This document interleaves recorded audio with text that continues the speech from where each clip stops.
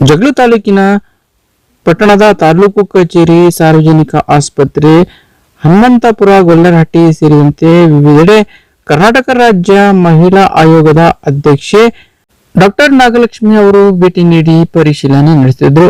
ಪಟ್ಟಣದ ಸಾರ್ವಜನಿಕ ಆಸ್ಪತ್ರೆಗೆ ಭೇಟಿ ನೀಡಿ ಹೆರಿಗೆ ಕೊಠಡಿ, ಔಷಧಿ ವಿತರಣಾ ಕೇಂದ್ರ, ಪ್ರಯೋಗಾಲಯ ಕೇಂದ್ರ ಸೇರಿದಂತೆ ಆಸ್ಪತ್ರೆಯ ವಿವಿಧ ವಾರ್ಡ್ಗಳಿಗೆ ಭೇಟಿ ನೀಡಿ ಸಾರ್ವಜನಿಕರಿಂದ ಮಾಹಿತಿ ಪಡೆದರು. ನಂತರ ವೈದ್ಯರೊಂದಿಗೆ ಚರ್ಚಿಸಿ ಆಸ್ಪತ್ರೆಯ ಸ್ವಚ್ಛತೆ ಕಾಪಾಡಿಕೊಂಡು ರೋಗಿಗಳಿಗೆ ಗುಣಮಟ್ಟ ಔಷಧಿ ಪೂರೈಕೆ ಮಾಡಬೇಕು ಎಂದು ಅಧಿಕಾರಿಗಳಿಗೆ ತಿಳಿಸಿದರು. ನಂತರ ವಿವಿಧ ಸಂಘ ಸಂಸ್ಥೆಯವರು ಸಾರ್ವಜನಿಕರಿಂದ ಅಹವಾಲುಗಳನ್ನು ಸ್ವೀಕರಿಸಿ ತಮ್ಮ ಸಮಸ್ಯೆಗಳನ್ನು ಬಗೆಹರಿಸಲಾಗುವುದು ಎಂದು ಭರವಸೆ ನೀಡಿದರು.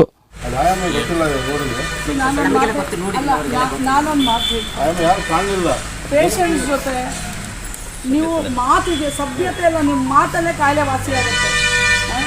ಮಾತೆ ಸಾಕು ಔಷಧಿ, ಅದನ್ನ ಒಂದು ಕಲಿಸ್ಕೊಡಿ. ಯಾಕಂದರೆ ಅದು ಭಾಳ ಇಂಪಾರ್ಟೆಂಟ್, ಎಸ್ಪೆಷಲಿ ಡಾಕ್ಟರ್ಸ್ ಎಲ್ಲ ಕಮ್ಸ್ ಲೋವರ್ ಲೆವೆಲ್ ಆಫ್ ಇದು ಅಲ್ಲ, ಏನು ಜನರಿಗೆ ನೀವು ಅಲ್ಲಿ ನೀವು ಇದನ್ನು ಇದು ಮಾಡಬೇಕಾಗತ್ತೆ.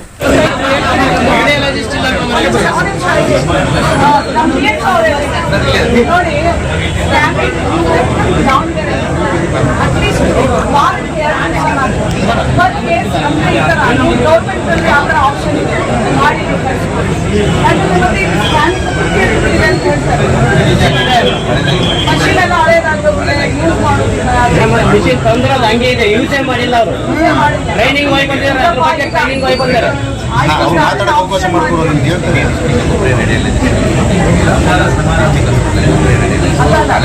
ಆಮೇಲೆ ಈ ಸ್ತ್ರೀ ಶಕ್ತಿ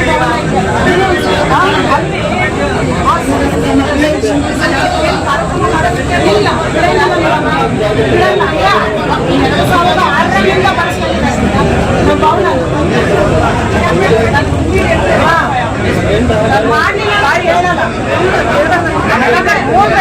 ಆಯ್ತು, ಬಿಡಿಸಿ 1300 ಸಂಘ ಇದಾವೆ.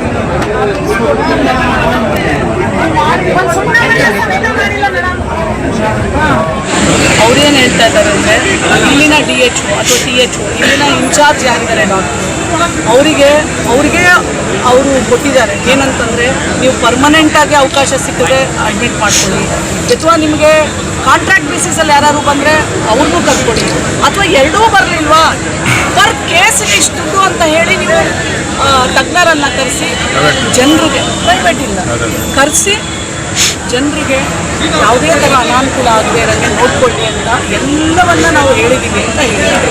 ನಾನಿವತ್ತು DHO ಅವ್ರಿಗೂ ಸಹ ನನ್ನ ಗಮನ ತಗೊಂಡಿದ್ದೀನಿ, ಇವತ್ತು DC ಅವ್ರಿಗೂ ಸಹ ನಾನು ಮಾತಾಡ್ತೀನಿ.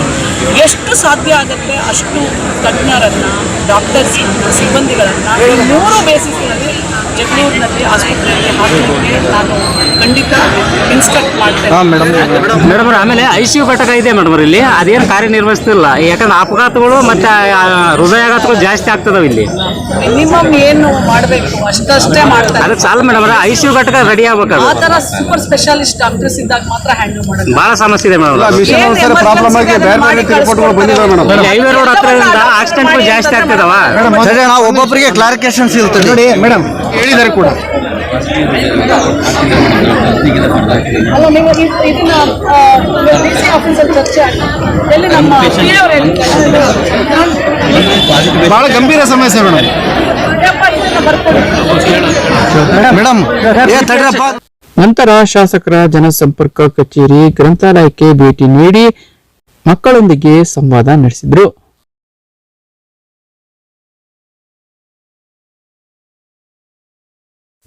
ನಂತರ ಶಾಸಕರ ಜನಸಂಪರ್ಕ ಕಚೇರಿಗೆ ಭೇಟಿ ನೀಡಿ ಶಾಸಕ ಬಿ ದೇವೇಂದ್ರಪ್ಪ ಅವರ ನೇತೃತ್ವದಲ್ಲಿ ಕಾರ್ಯಕರ್ತರೊಂದಿಗೆ ಸಭೆ ನಡೆಸಿ ಕ್ಷೇತ್ರದ ಅಭಿವೃದ್ಧಿ ಕುರಿತು ಚರ್ಚಿಸಲಾಯಿತು. ನಂತರ ಹನುಮಂತಪುರ ಗೊಲ್ಲರಹಟ್ಟಿ ಗ್ರಾಮದಲ್ಲಿ ಸಾರ್ವಜನಿಕ ಸಭೆಯನ್ನು ಆಯೋಜಿಸಲಾಗಿದ್ದು, ಸಭೆಯಲ್ಲಿ ಭೇಟಿ ನೀಡಿ ಕಾರ್ಯಕ್ರಮದ ಉದ್ಘಾಟಿಸಿದ್ರು. ಬಳಿಕ ಮಾತನಾಡಿದ ಅವರು, ಗ್ರಾಮೀಣ ಪ್ರದೇಶದಲ್ಲಿ ಕೌಶಲ್ಯ ಯೋಜನೆಯಡಿ ತರಬೇತಿ ನೀಡದೆ ಮಹಿಳೆಯರು ಸ್ವಉದ್ಯೋಗಿಗಳಾಗಲು ಸಹಕಾರಿಯಾಗಲಿದೆ.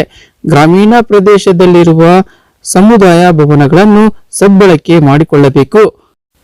ಇಲ್ಲಿ ಮಹಿಳೆಯರಿಗೆ ಕೌಶಲ್ಯ ಆಧಾರಿತ ತರಬೇತಿ ನೀಡುವುದರಿಂದ ಸ್ವಾವಲಂಬಿ ಜೀವನ ನಡೆಸಲು ಸಾಧ್ಯವಾಗಲಿದೆ. ಆದ್ದರಿಂದ ತರಬೇತಿ ನೀಡುವುದು ವ್ಯವಸ್ಥೆ ಮಾಡುವಂತೆ ಜಿಲ್ಲಾ ಪಂಚಾಯಿತಿ ಉಪ ಕಾರ್ಯದರ್ಶಿಗಳಿಗೆ ಸೂಚನೆ ನೀಡಿದರು.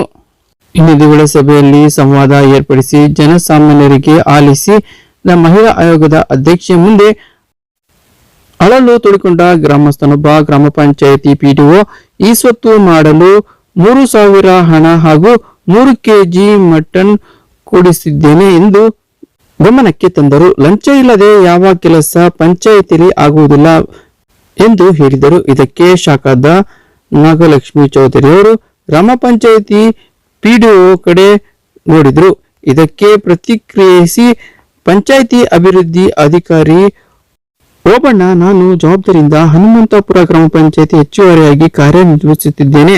ಈ ಹಿಂದೆ ಇರುವ ಪಿಡಿಒ ಲಂಚ ತೆಗೆದುಕೊಳ್ಳುತ್ತಿದ್ದಾರೋ ಬಿಟ್ಟಿದ್ದಾರೋ ಗೊತ್ತಿಲ್ಲ ಎಂದರು. ಆಲ್ಮೋಸ್ಟ್ 10 ಇಯರ್ಸ್ ಆಗಿದೆ. ರೋಡ್ ಪ್ಯಾಚ್ ವರ್ಕ್ ಆಗಿಲ್ಲ, ಏನಾಗಿಲ್ಲ. ರೋಡೇ ಮಾಡಿಸಿಲ್ರಿ, 5 ವರ್ಷ ಆಯ್ತು ರೋಡೇ ಮಾಡಿಸಿಲ್ಲ. ಅದ್ರಾಗ ಇನ್ನೇನು ಹೇಳ್ತೀನಿ, ಏನೇನ್ ವ್ಯವಸ್ಥೆ? ಚರಂಡಿ ಇಲ್ವಾ? ಚರಂಡಿ ಇಲ್ಲ, ರೋಡೇ ಇಲ್ಲ, ರೋಡೆಲ್ಲ ಕಿತ್ತೋಯ್ತು. ಚರಂಡಿ ಇಲ್ಲ. ಚರಂಡಿ ಇಲ್ಲ, ರೋಡ್ ಇಲ್ಲ, ರೋಡ್ ಇಲ್ಲ, ರೋಡ್ ಮಾಡಿಸಿಲ್ಲ. ವ್ಯವಸ್ಥೆ ಇಲ್ಲ, ಕುಡಿಯೋ ನೀರಿನ ವ್ಯವಸ್ಥೆ ಇಲ್ಲ. ಸರ್ಕಾರದಿಂದ ಬಿಟ್ಟು ನೀರಂತ ಮಾಡಿ ರೋಡೇ ಮಾಡಿಸಿಲ್ಲ, ಬಸ್ ಇಲ್ವಾ? ಬಸ್ ಇಲ್ಲ, ರೋಡ್ ಇಲ್ಲ. KSRTC ಅಂಗಡಿ ತಗೊಳ್ಳಿ. ಒಂದು ಬಸ್ಸು ಇಲ್ಲ.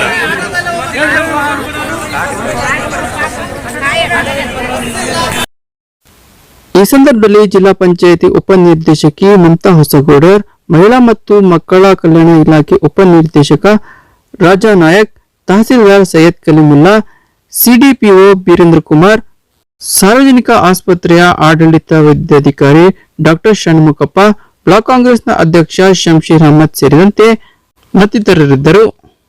ಸ್ವಲ್ಪ ಮುಂದೆ ಹೋಗಿ ಸರ್. ಮೇಡಮ್ ಸ್ವಲ್ಪ ಕೈ ಕೆಳಗಡೆ ಮಾಡ್ಬೇಕು ಮೇಡಮ್.